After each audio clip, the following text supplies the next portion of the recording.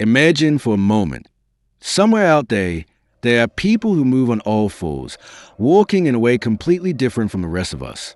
Until 2005, their existence was a complete mystery, hidden from the world, waiting to be discovered. These individuals have walked like this since they were babies. But why? What could possibly cause this? And could this extraordinary discovery reveal something much deeper? Today, you're going to witness some truly unbelievable things.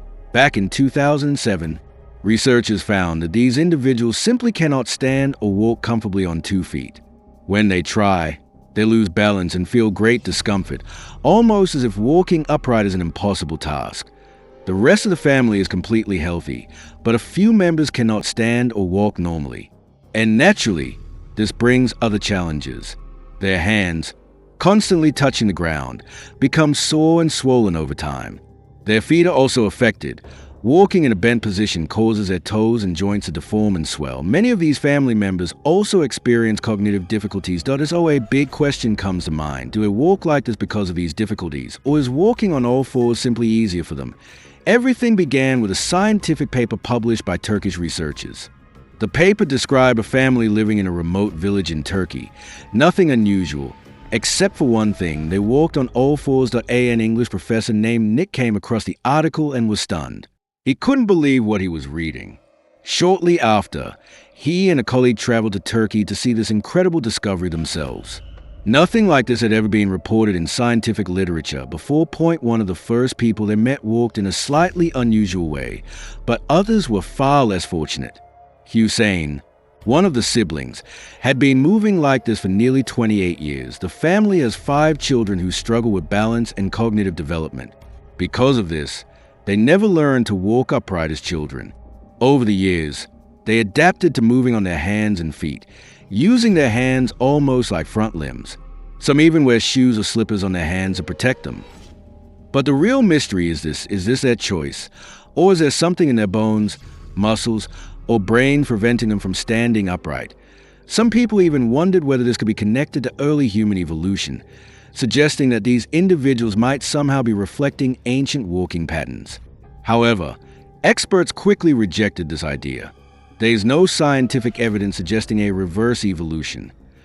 In fact, even the oldest known human footprints, found in Tanzania and estimated to be over 3 million years old, show humans walking upright. Walking on 2 legs is one of the defining characteristics of our species. So the research team brought several family members to a hospital for detailed medical tests.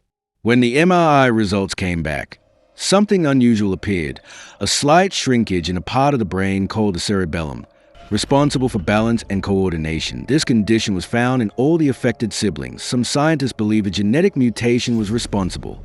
Others felt the real issue was environmental, arguing that the children simply never received support or therapy that could have helped them stand and walk upright when they were very young. When babies first learn to move, they all crawl for a period.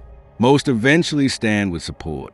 But in this family, the children who struggled were never helped to stand, possibly due to a lack of awareness, resources, or proper guidance. Over time, they adapted to the only movement style they knew, not because they wanted to, but because they had no other choice. The research team later provided the family with simple walking frames to encourage upright movement. They even installed supportive rails in the yard to help them practice walking on 2 feet.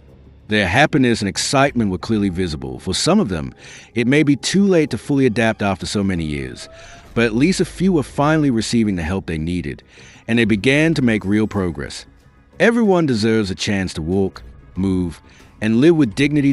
No one chooses to spend their life walking on all fours. Sometimes, all people need is a bit of support, and someone who cares enough to help.